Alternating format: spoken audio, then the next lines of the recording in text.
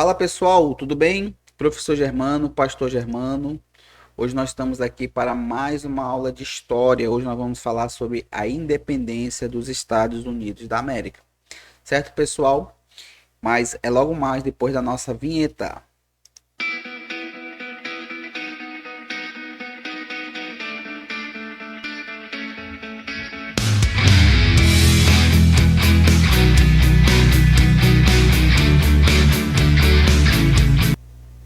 Fala pessoal, tudo bem? Professor Germano, Pastor Germano, nós estamos aqui para mais uma aula de história, uma aula de reforço de história.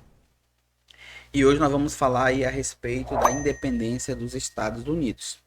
Certo, pessoal? Então, vamos lá. Essa aula ela vai estar dividida em duas partes, pessoal. Certo? Para não ficar uma aula muito extensa, muito prolongada, muito longa.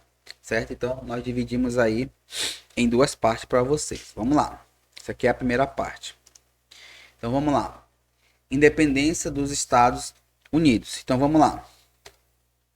Pessoal, três conceitos importantes aí que vão estar na sua prova que você precisa saber. Primeiro, o que é Estado, o que é país, o que é nação. Estado é o conjunto das instituições que controlam um território. Leis, governo, exército, etc. Tudo isso daí, essas instituições aí, elas exercem o poder do Estado. País é o espaço físico, o território em que vive uma população, certo? Então, isso daí é o conceito de país. Nação é um grupo de pessoas com cultura, língua, história ou religião em comum, que compartilham uma identidade. Então, esse conceito é o conceito de nação. Então, vamos lá. Quais são os três conceitos importantes que você precisa conhecer para a sua prova? Estado, país, nação. Vamos lá. Nos Estados Unidos, durante a época da independência, as 13 colônias ainda não eram um estado único. Então, nós estamos falando aqui a respeito da independência dos Estados Unidos, certo? Os Estados Unidos ele é composto aí por 13 colônias e essas colônias aí, elas eram colônias independentes, tá? Não eram um estado unido, certo? Ou um estado único. Também não formavam uma nação unida. Eram colônias da Inglaterra, com interesses diferentes entre si. Vamos lá. Então, as 13 colônias aí inglesas, certo? Aqui nós temos a colônia do norte, a colônia do centro e a colônia do sul. 13 colônias aí, certo? Então, anote aí a colônia da Geórgia, certo? Que vai ser constituída aí em 1724, é a colônia mais nova aí dos Estados Unidos. Questão de prova, viu, pessoal? Vamos lá. Então, essas aqui são as 13 colônias, só para que você tome conhecimento, certo? As 13 colônias aqui que ficam nessa região aqui, pessoal. Vamos lá. Formação das 13 colônias. Então nós vamos falar aqui de maneira geral, pessoal, como é que foi formada as 13 colônias dos Estados Unidos. Então olha só, muitos ingleses eles vão deixar seus países por quê, né? Primeiro, alguns vão ser expulsos de suas terras e por conta disso eles vão para outras localidades, né? Certo? Então, e isso vai fazer com que eles cheguem aí uma dessas 13 colônias. Outros vão fugir da perseguição religiosa de outros países, então vão chegar lá nos Estados Unidos também, certo? Fugindo da perseguição religiosa. E outros vão fugir por questão de dificuldades econômicas, então vão para outras localidades, justamente aí almejando melhores condições de vida, né? Mudança, enfim. Então, por conta disso, pessoal, muitos ingleses eles vão deixar seus países e vão se estabelecer em outras localidades, certo? E esses ingleses vão chegar exatamente nos Estados Unidos. E aí, ó, uma observação importante. Os puritanos migraram para a América nas décadas de 1620 e 1630. Criaram a colônia de Massachusetts. Então, questão de prova. Qual dos colonos, né, criou ou criaram a colônia de Massachusetts. Então foram os puritanos que migraram nas décadas de 1620 e 1630. Vamos lá. O que mais? A conquista da América do Norte. Colonos ingleses combateram os povos indígenas que ali viviam. Então, muitos povos indígenas que viviam nessas regiões, né, aonde os colonos chegaram, certo? Os colonos ingleses, eles chegaram e aí, de certa forma, eles mataram e expulsaram esses povos, né? Alguns povos foram dizimados, pessoal, certo? Então, um dos exemplos aqui desses povos que viviam lá, certo? Eu não vou me arriscar aqui a falar inglês, né? Até porque o professor Germano não tem proficiência. Vamos lá. Uma observação importante: alguns povos se deslocaram para o interior, porém a maior parte foi dizimada. Então, esses povos aí foram dizimados, outros fugiram para o interior para não morrerem aí pelos colonos ingleses. Vamos lá.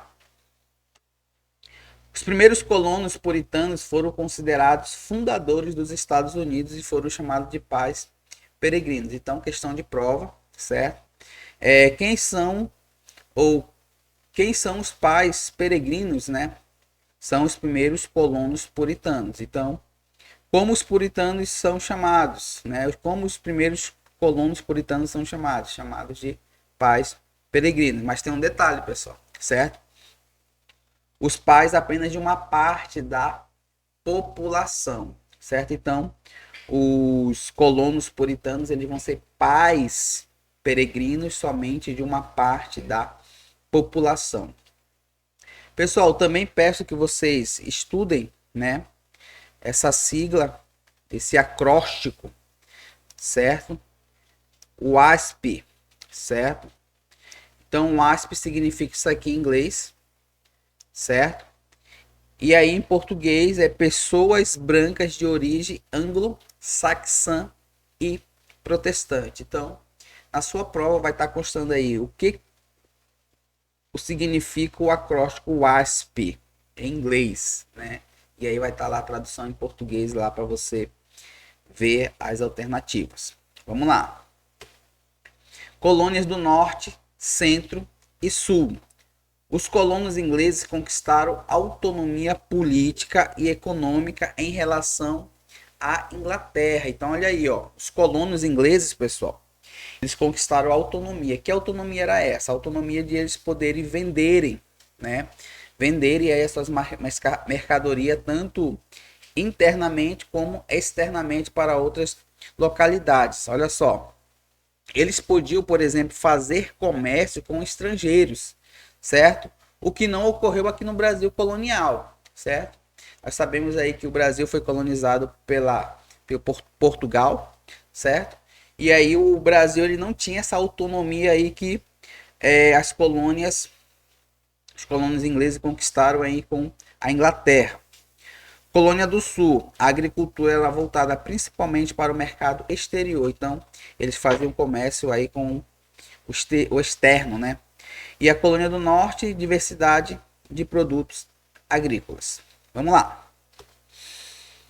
Escravidão nas 13 colônias. Então vamos falar um pouco aqui sobre a escravidão nas 13 colônias. Trabalho escravo nas colônias inglesas. Então olha só, os africanos escravizados trabalhavam em várias colônias inglesas, sendo mais intenso no sul.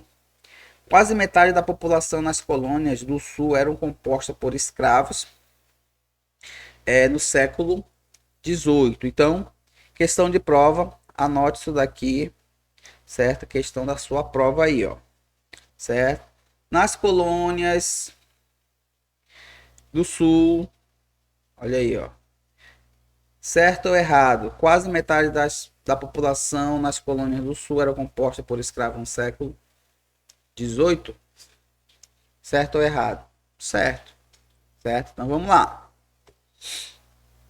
Diferenças nas condições de vida. Então olha só, a diferença nas pequenas propriedades vai ser de uma forma e nas grandes propriedades vai ser de outra forma, tá, pessoal? Então anote isso daqui que é questão de prova. Então olha só, como que eram as condições de vida nas pequenas propriedades. Então, olha só, escravos realizavam diversas tarefas na lavoura e na casa dos donos.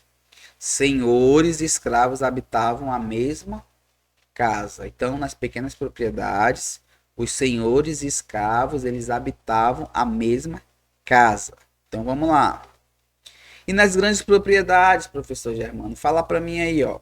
Escravos se especializavam em atividades como plantio, colheita, descarte de grão ou produção de rum. Porém, pessoal, olha aí, ó. Porém, anote isso daqui, pessoal. Escravos dormiam em construções separadas dos senhores. Então, nas pequenas propriedades era de uma forma e nas grandes propriedades era de outra forma, certo? Em relação às condições de vida. Vamos lá, resistência e liberdade. Então, olha aí, a alforria ou libertação individual de escravos era rara durante a colonização inglesa e após a independência das 13 colônias. No entanto, os escravos se resistiam através de revoltas que ocorriam em lugares como Nova York, Carolina do Sul e Virgínia. Então, percebo que a libertação dos escravos aí de forma individual era algo muito raro, né, durante a colonização inglesa e até mesmo durante aí após a independência, né, das 13 colônias, quando os Estados Unidos se tornou aí independente, certo? Então isso vai gerar várias revoltas, pessoal, que nós vamos ir mais lá na frente, certo?